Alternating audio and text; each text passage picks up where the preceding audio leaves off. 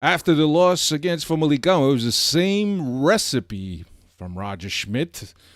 It was a good thing that he remembered to add the spices 20 minutes in, and Benfica finally gets on a winning column, second round of the Portuguese Championship.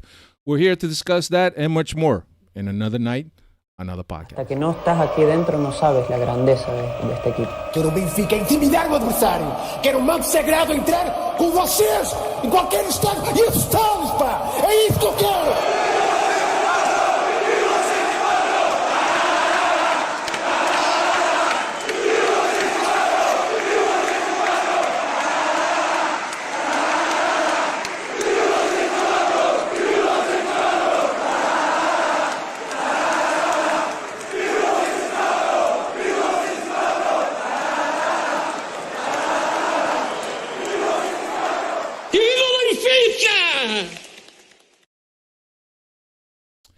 What's going on, everybody? Welcome to another edition of the Talking to the Law Benfica podcast. My name is Alfredo Fumacic. With me, as always, Dave de Oliveira. What's happening, Dave? What's going on, Alfredo? What's going on, Freddy's? Good to be back. Ask Alfredo like I always do. What are we going to talk about tonight? And seems like it's the same old shit. Different week, different opponent, but the same concerns still remain there. Yeah, and it's like I was telling you, Dave, before we came on, and it's like, fuck. If this is gonna be the whole season, meaning, everybody sees what's wrong with this team and what this team needs, but Roger Schmidt, it's gonna be a very long season, extremely long season for everyone. We'll get into it, but we're serving up episode 532 this week. We will recap the Casa Pia game, and we'll look ahead to the Estrela da Amadora game, which precedes the Moreirense game, and then after that we are on international break, Dave. That international break that we all love so much. So, but here we are. I hope everybody's all right. Just want to say hello to all the Freddies that are joining us. DJ Natural Fire was the first one in, or at least the first one that said hello. Diogo Reis, Boris, Negra Rosa, Manuel da Cunha, and Kevin. What's up, Kevin? Hope everything is good with you guys, and you've been having a good week so far. Tony Fig, what's happening, Tony? Thank you for joining us. Thank you for being here for another podcast. Like I said, 532 is what we're up to. But before we get into it, and I also want to say hello to our friends at PAMA Media, a web radio station out in Turlock, California. They replay our podcast, and we enjoy having them as partners. Benfica Podcast is also a partner of Benfica Independent. As you guys all know that if you've been with us for quite a bit, you know what our affiliations are and the people that support us. So thank you, everyone, for supporting us and all our listeners. What can we talk about? This Casa Pia game, right? So, Dave, after we kind of moaned and groaned about the lineup that was fielded against Famalicão, a midfield of all positional and defensive players. It seemed that Roger Schmidt didn't learn anything, and he lined up exactly with the same people, with the exception that Antonio Silva came in for Murato. Everybody else, it was the same position, same everything. And it's funny because at the end of the game, he was asked in the presser on the flash interview about his decision, what was behind it. And he said that we needed to be a little bit more unpredictable. I mean, no shit. He said, you can't make this shit up, man. You can't make this shit up. He wanted to be more unpredictable, so he put in Kokshu, he put in Marcos Leonardo, he put in Gouveia, guys that can make a difference, especially Gouveia, which turned out to prove everybody right, and Kokshu too. It's something that we don't have in the midfield right now with both Tino and Barreiro. And we've said this throughout the preseason. Yeah, it's nice. It's fine that they're both playing and they're getting the minutes. But when the season started, we can't have this shit. And now 2 games in a row, Tino and Barreiro just stuffed down our throat. And then when Kokshu comes in, you see the complete difference.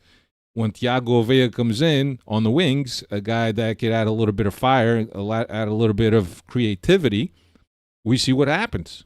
So I don't know. He was looking for a little bit of unpredictability. I mean, isn't that how you would approach the game normally? That you want to be unpredictable. You want to make sure that the team, your opponent, doesn't have you all figured out.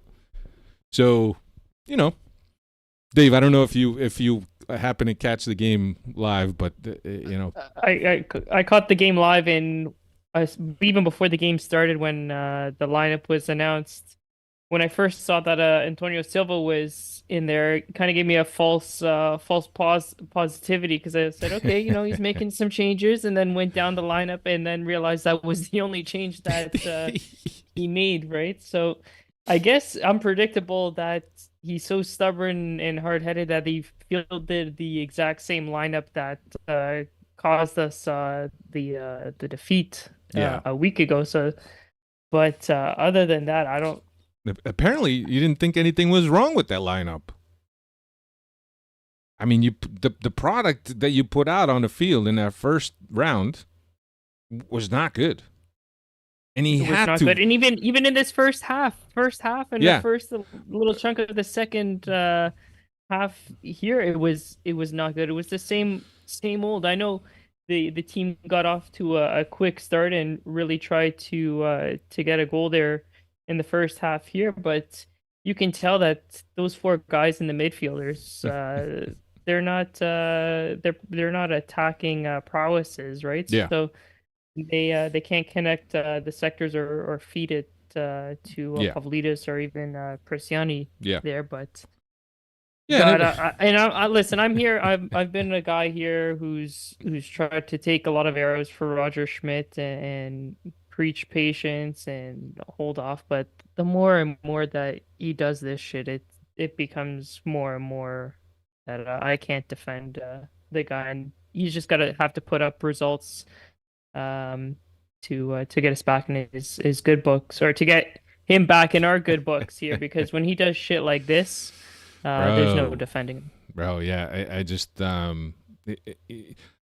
here we are, right? And let's say that the team has, if they play on Saturday, I don't know if they always have Mondays off or how that works. But in the first day back to work after Famalicão, you sit with I hope that you would sit with your technical staff and you go over video of the game. Are you not putting 2 and 2 together that these 4 in the midfield give you nothing in terms of unpredictability, in terms of creativity, in terms of creating mismatches for other guys? Wasn't that clear enough from the Famalicão film that you watched, which I hope that you watched, or at least his assistants and his technical staff must have watched, right? Especially the guys that are more like on the X's and O's, that do the scouting, do a lot of the tactical breakdown, so on. I mean, those guys have to be seeing something. Are they not advising him, or is everybody so set on a certain way? And please, if there's a certain way, tell me. I want to know what that way is, because for all the years that I've been watching football, and obviously I'm not an expert. I don't have a coaching license. I don't pretend to be a scout. I know what I've watched throughout the years in terms of football and how football should be played, or watching the team and saying, yeah, that's a nice performance. How does he not see these things? And what is he seeing? Please tell me, because I want to be convinced too, because right now nothing really makes sense to me. It doesn't, Dave. No, it doesn't. I don't know. It seems like it's a continuation of next season or last season, where it's Romario, Ashnes. We need to find spots for them, and then the rest of the lineup will plug and play. But and I don't know if it's that he respects João Mario's leadership in the locker room and feels like he needs to have him out there Yeah. on the pitch. But João Mario was not the answer in 2024 and 2025. He wasn't. He hasn't been the answer for a couple of seasons now. So Yeah. respect him for his leadership in the locker room, and I'm sure that he'll could still provide that leadership inside the locker room on the training pitch. But if this team wants to be serious and competing for titles, we can't field our strongest 11 with João Mario on the pitch. No, and look, like I said here last week, Joe Mario right now he has a use in the squad, right? That use is the role player, the guy that's going to come in, that's going to slow things down when you need to hold the ball. That's what Joe Mario's good at. I don't think he fits the dynamic, or at least the dynamic this team showed in the first year. Roger Schmidt, I don't think he fits that. He's a guy that the ball gets to him and he kind of lifts up his head and sees where he has to play the ball, but he's not the guy that's going to keep it moving. And I think that a lot of people get frustrated because it's almost like we don't have a sense of urgency when Joe Mario's on the pitch because the ball just slows down. Now, and since we're on Joe Mario was a topic that I wanted to talk about, but I guess we could talk about it during the game. He got whistled when his name was announced in the starting lineup. He was whistled when he was substituted. And look, for me as a Benfiquista, I'm extremely embarrassed that you're whistling a player, a captain, your captain no less, regardless of what his past clubs have been. I mean, you need to respect players the way they respect the club and the way they respect fans. Obviously, if there's an adversarial situation between a player and the fans, you could understand that. But what has João Mario done to fans? And if anything, it's really Roger Schmidt's fault because Roger Schmidt knows of his limitations and his capabilities, and he rams it down everybody's throat. Go play on the wing. When you have Gouveia could have played on the wing and put Auschwitz on the other side, which he then corrected. But and I was telling this to Dave, the same people that whistled João Mario is the same people that were upset when João Mario got whistled at Estádio de Alvalade when he played for the national team. Most likely are the same people. But it's just to say what I think that as a Benfiquista, yes, I mean, there's a lot of sacrifices that you put in for this team. There's a lot of time that you put in this team. And when you see the performances that the team has had, it's frustrating. You get frustrated because, you're given a lot and you're not getting a lot from the team. But in a way, should you take on your frustrations on a player, especially a player like João Mario, a guy that doesn't really ruffle many feathers? He's the captain. He's a guy that's always had a class about him, a professionalism about him. And I think that out of all the people, he's the one that deserves it the least. Otamendi got whistled at also when he came in, but we know what's behind that, right? Because I think people are still salty about the fact that he said that that the national team or the Olympic team was his priority. I think people didn't take that too well. But I understand him being whistled for João Mario.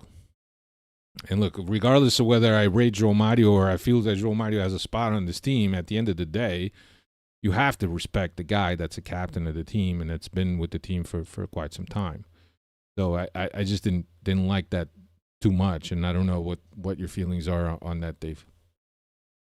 I think it's fans just expressing their frustration that it's unfortunate that João Mario is on the end of it, because I think those are they should be directed towards Roger Schmidt for playing him one out of position and using him the way that he has been utilizing João Mario. So it's unfortunate that João Mario is the recipient of those jeerings, but I think those are all directed towards Roger Schmidt. And if they're directed at João Mario, the person, then I think you got to give your head a shake. Yeah, and Boris, the thing is that I think captains are not chosen based on how much they play. At least I would like to think that that's not how they're chosen. They're chosen because of their leadership qualities and because that their teammates respect them, and most of the time captains are elected by the team. So if João Mario is a captain at this point, it's because his teammates respect him for his leadership, for his personality, for what he brings to this team. So I don't know if I agree with you that he should not be the captain, but that's that. Getting back into the game real quick. Best went pulled a hammy on 20th minute. Carreras came in. Second half was better. The team came out with more urgency, but still hitting that wall when you don't have creative players, guys that could penetrate, that could get the ball in the final third. 65th minute, Leonardo came in for Prestiani, Coxu came in for Barreiro, Gouveia came in from João Mario, and you could argue that all three of these guys could have played, with the exception of Prestiani, who's did well in the preseason, but it doesn't seem to be doing all that great in his first couple games. But that could also be because the balls are not being fed to him and Pavlidis in a way that they should, and he has less room to operate and more close quarters. The teams are also paying more attention to him.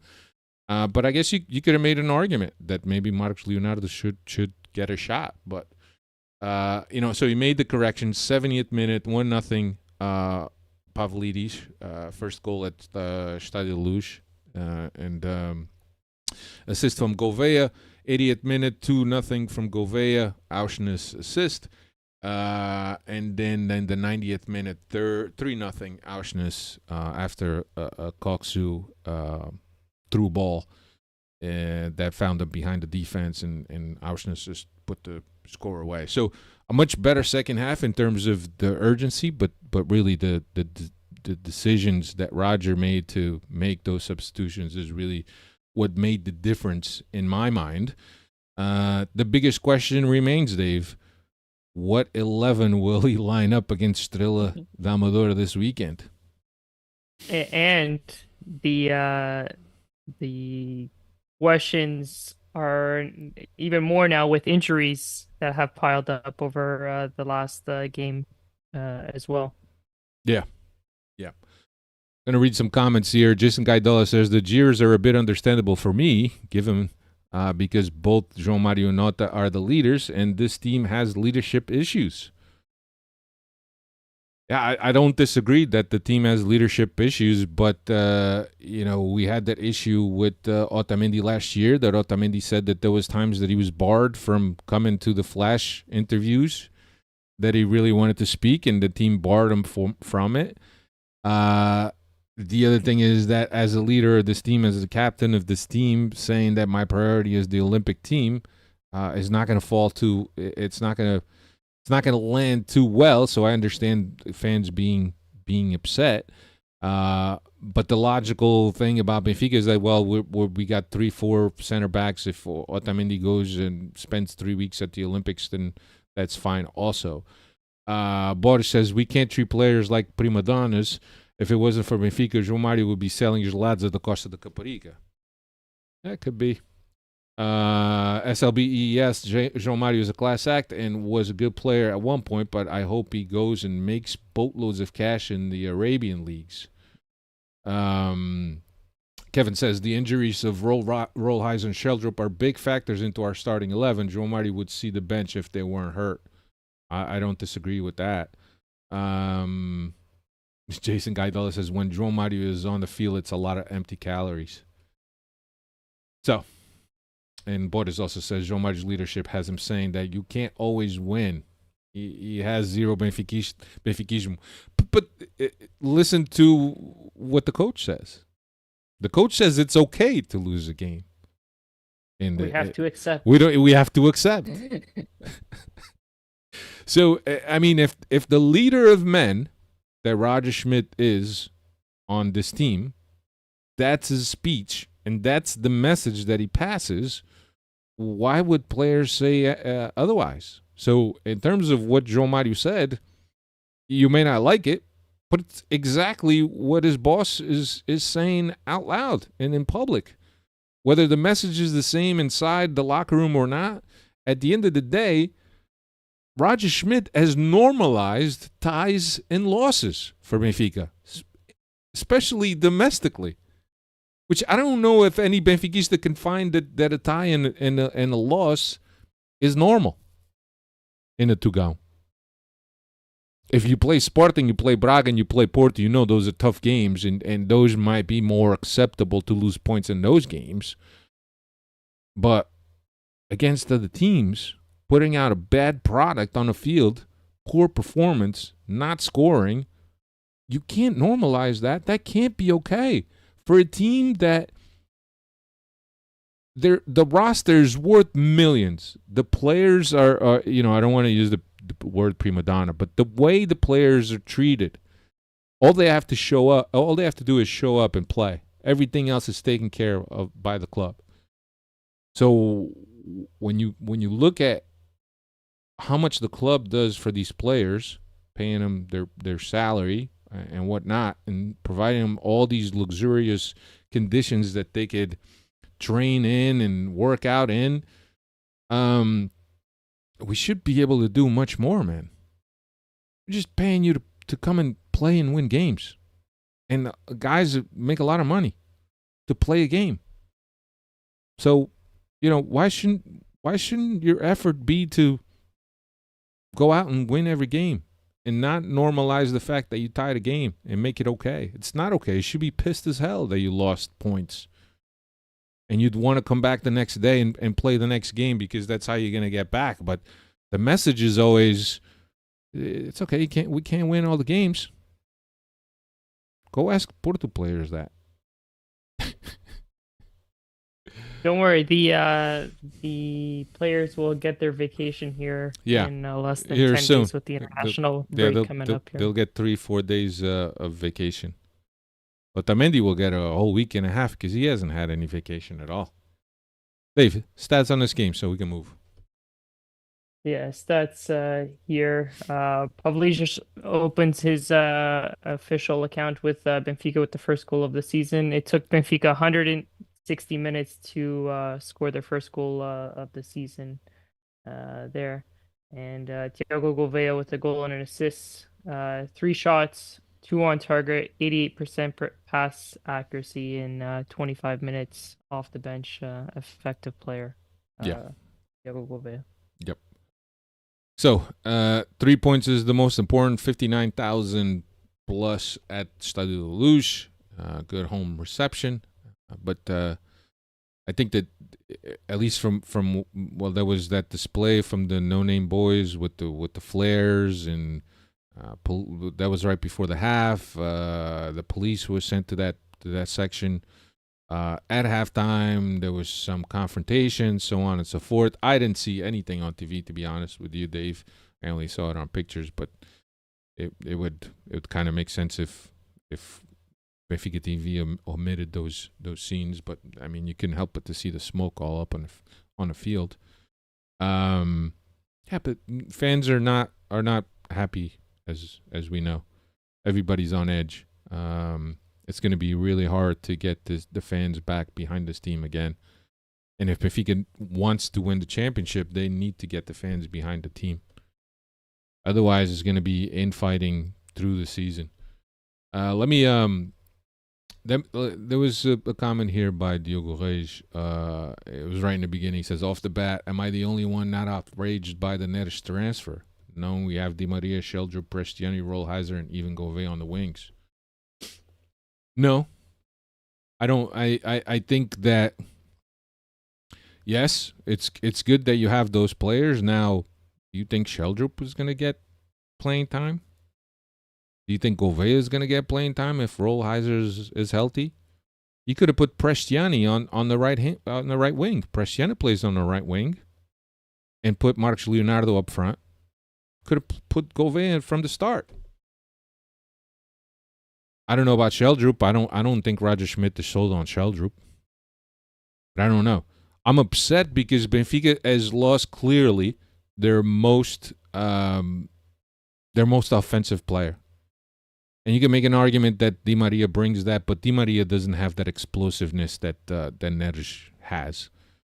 And I know that Neres has been inconsistent at times. He's had some injuries, and usually it takes him a little time to get back from those injuries and get back on the horse and get back into that rhythm. But there's been times when Neres is on, he's unplayable, especially when he's on the right-hand side. And let's not forget that Neres almost didn't play on the right-hand side all of last year because that's where Di Maria plays, and that's his favorite spot. So I think at this time, once Di Maria signed his renewal, I thought that the writing was on the wall for Neres, because Neres thought there's no way I'm going to spend another year and being a sub, because Auschwitz, I don't think Auschwitz is going to sit unless he's playing, full back. So Neres really saw, well, how much playing time am I going to get here? And if I'm getting, and I don't know how old Neres is, but it's, he had a taste of the national team last year, and I think that he wants to get back there. He wants to make sure that he's at the top of his game, and he can only do that if he's getting the reps and he's getting the time. So I understand the team selling him, especially because he probably voiced his displeasure and wanting to go. And if he's a guy that has market, which clearly he has, and what was it, 25 million, 30 million, Dave? Did they announce that yet? They haven't announced it yet. Well, they haven't yet, but I thought it was either 25 plus objectives or 30 plus objectives. So. Yeah. So I mean, when you lose that, it does that mean that now Di Maria is going to play 90 minutes every single game of the season? Because Gouveia is more of a left-sided player. I know that Persiana can play on the right, but Persiana has been playing well underneath the forward. I don't know, man. Just look at some comments here. Kevin says he's 50-50 on the whole Neres thing, the Harris situation. If we could have sold Neres and avoided to sell João Neves, maybe that's a nicer pill to swallow. But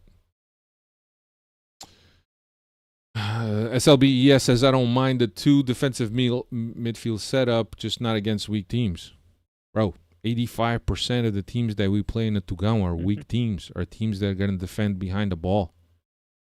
And the biggest, and look, I don't think Barreiro is a world beater or a player that's top 10 or even top 20 in the world in this position. I think the biggest problem that Barreiro is having right now is that him and Tino are too similar, and they find themselves having to share space on the field, while Barreiro is used to just being a lone guy, just sweeping up, destroying plays. So I don't know. I don't think I think that he's a consistent player, and he's a player that's going to give you a lot physically. Got a lung. I don't think he's anything special. He's just a guy that destroys game, that has the lungs and the legs to do it. Is it tactical thinking from Roger Schmidt playing defensive for 60 minutes and then throw in offensive players? Boris asks. I don't know. But it could be a case of, look, people are always accusing me of not making changes from the bench that are going to be impactful, so maybe he's set himself up on that one. Dilgray says, if you ask most people, they'd prefer Di Maria over Neres for just this season. Boys, don't forget Neres was injury-prone, and the games that he was lights out were few and far between. Yeah, I'll give you that much. Kevin says, you got 34 Liga matches plus all the Taça matches. The Champions League, like, you need 23 players if you want to win everything. Players need to stop being selfish in that aspect. Yeah, I get that, but not every guy is going to be happy. Not every guy is going to be a Jardel or a Muratu that's just going to be happy sitting on the bench and waiting for his minutes. Neres is a player that has market, and it can be very helpful. And the team. Anyway, Ugbrit says he needs time to adjust. Barreiro. I don't know how much. If it's that much, then what it is that what I just explained, that he's basically sharing the same areas of the field as Tino, and they probably oftentimes are instinctively going into the same areas of the field or reading plays in the same manner, which is not good.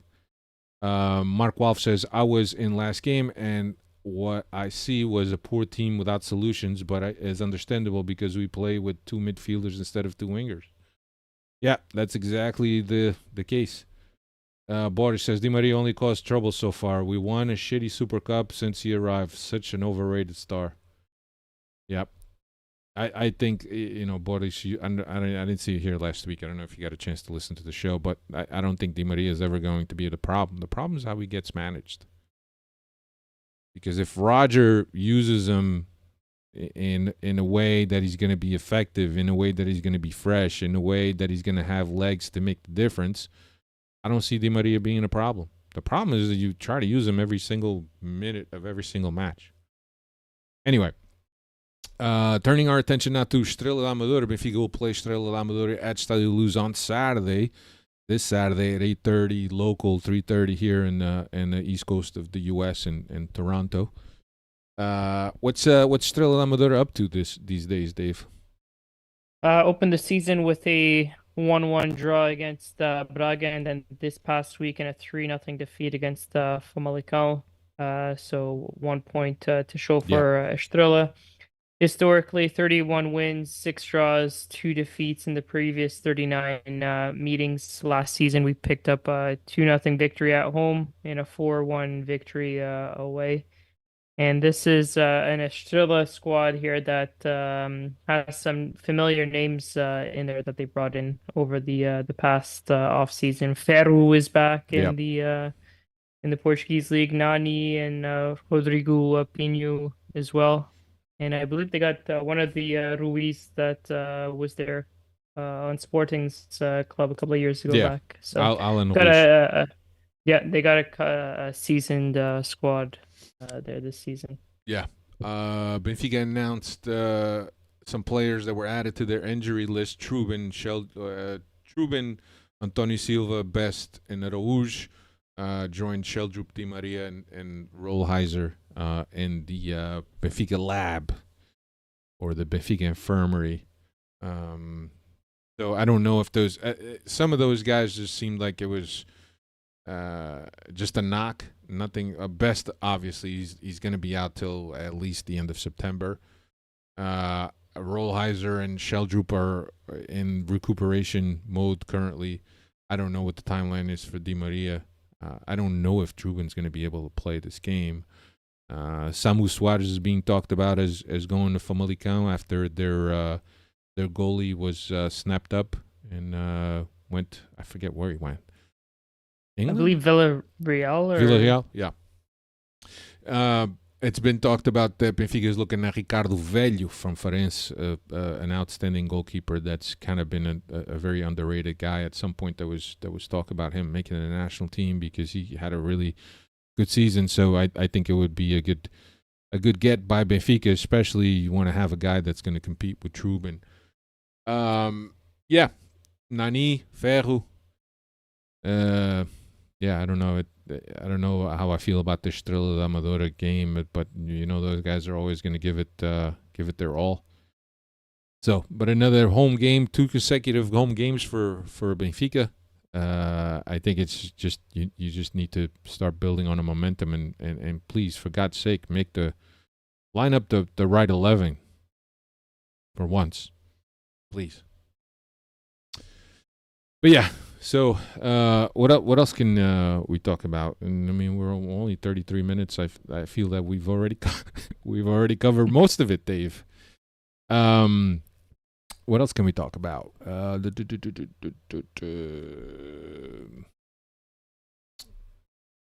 Yogre says, "What if our best midfield is with Auschwitz and Kokshu?" Yeah, there's a lot of people that talk about that don't really like Kokshu on the wing.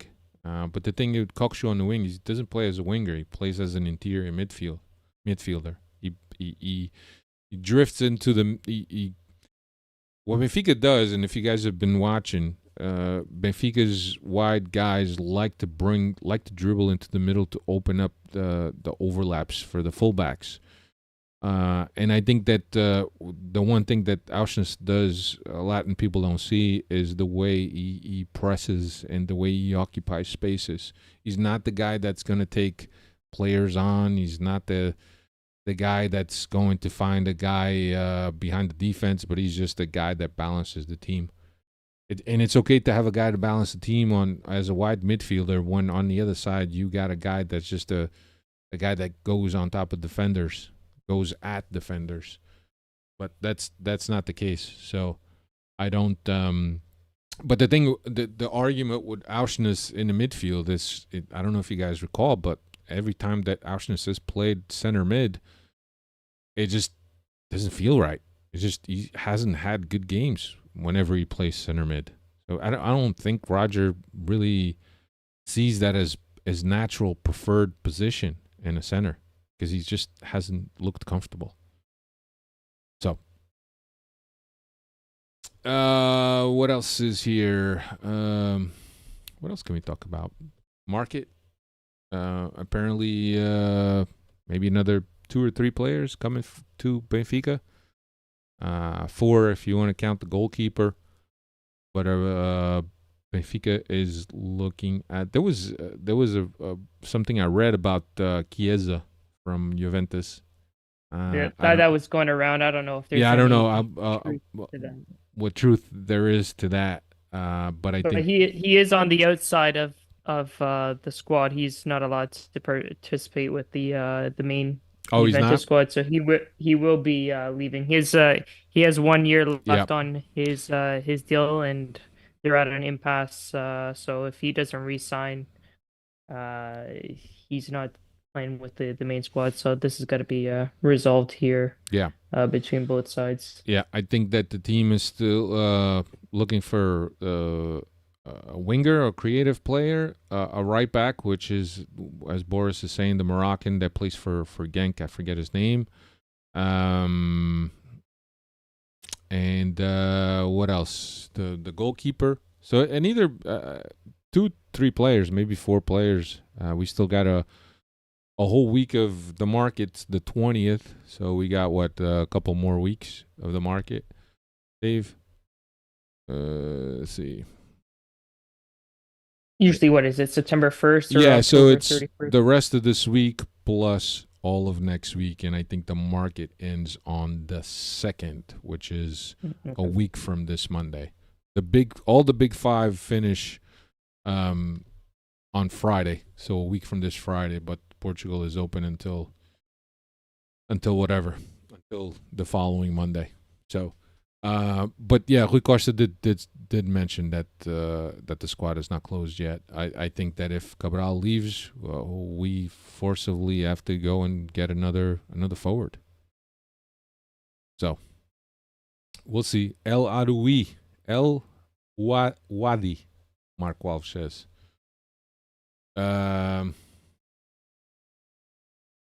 Jason Gaidala says, does anyone think Gouveia can nab a starting spot?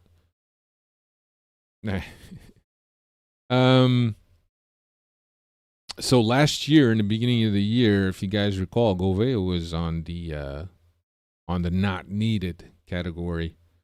Sheldrup left, and as a result of Sheldrup leaving, Gouveia was kept. I think this year he's been rumored that he might go on loan to another Portuguese team, but I don't know.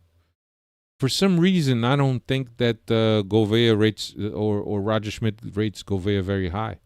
But every time the kid comes in, he's got that attitude. He's got that grit. He's a kid that still makes quite a bit of mistakes, and he's not consistent in the performances that we've seen him. But let's also remember that he has been an adaptation to right back, and that's how he's played almost all of the preseason was at right back, trying to adapt him. But he's clearly a guy that he's an inverted winger, plays on the left, likes to drift inside as we've seen him. He's a kid with a lot of grit, kid with a level of technique that is good to take players on. I don't know. I just don't think that Roger Schmidt raised him that high. I think that right now, I think that Gouveia has dodged a couple bullets in terms of guys leaving, and certainly now with Neres leaving, there's no way that Gouveia is going to go, despite Sheldrup and Prestian and Rollheiser. And I still think that Roger Schmidt is very hell-bent on bringing Rollheiser into the middle because he really and I like too what I saw in the preseason with him playing as that 8/10 position in the midfield. So I don't know. I don't know if there was talks also, Dave, that Tommaso Rouge is being watched by a team in England. Yeah, Crystal Palace. Crystal But Palace. I think he's shown that he's to count on this season. And why sell him? He's just starting to increase his value. I don't think he's reached his top value there. So I think that would be a very silly move by the club if that's the case. Unless he forces a move in and his playing time is going to be cut short here with Otamendi coming back and if Antonio Silva stays, but he's one to count on here. Yeah, well, let's think about this, right? He's a kid with a lot of potential, with a lot of margin for growth. And if a 20 million, and it was rumored that there may be a 20 million offer, there's a 20 million offer. I don't think that Benfica is going to hesitate. They're going to pull the trigger. Similar to what they did with Cavaleiro and Elder Costa and João Cancelo. None of those guys recorded significant minutes in the A team.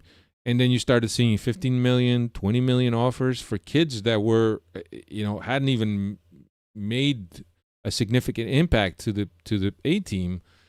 And it was an easy decision for Benfica. So I don't know if the same ends up with the Araújo. For me, you got to keep Araújo. Araújo is the future of this back line. Him and Silva, and depending on what kind of season Silva has this season, I think that Benfica should be doing all that they can to keep those two guys. I don't know how much longer Otamendi is going to be around for. Maybe there's even a possibility that mid-year Otamendi goes to Argentina. Who knows?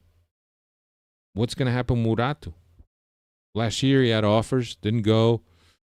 Didn't seem a little bit too happy that Benfica didn't accept those offers, but now he's kind of sees himself in the same spot. So with Otamendi coming back, it throws a monkey wrench into everything. So Diogo Reis says, I also want to see Martin Neto. I think Martin Neto still has some sopa to eat. Rumors that João Mario might leave, says Boris. Yeah, I saw that earlier. That he wasn't too happy with, being jeered and booed and whistled. So I wouldn't be too happy either. But players like that, all this time he went to Inter and he had a love-hate relationship with the fan base there. He went to Aston Villa, and I don't know if it was Aston Villa or West Ham that he was at. That he didn't have the best time. He's a type of player that it's not gonna please everyone, but he's a guy that is extremely useful in the way he thinks about football and the way he approaches the game is really what coaches want, because it's a guy that can instruct and make the corrections on the field with his teammates because they understand the game that much better. But I think that you have to close that cycle with João Mario. I think this is last year, so whether he wants to go or he wants to finish out the year, it's up to him. But I think that Roger Schmidt finds that he's an extremely important member of this squad. Yeah, well, I think that's all we got, man. It's a short one, and just you and I, and Cristiano's not here. Cristiano usually gets most of with the words in. I think he'll be back next week. Gets the people going. Cristiano, hope he's doing well. Yeah, I hope so. He's doing well. He'll have lots to say next week, but hopefully, I would say hopefully it's the same as last week. But I want 3 points, but a completely different lineup for this game. Yeah. But, we'll see how predictable or unpredictable Roger's feeling this Saturday at the Luge.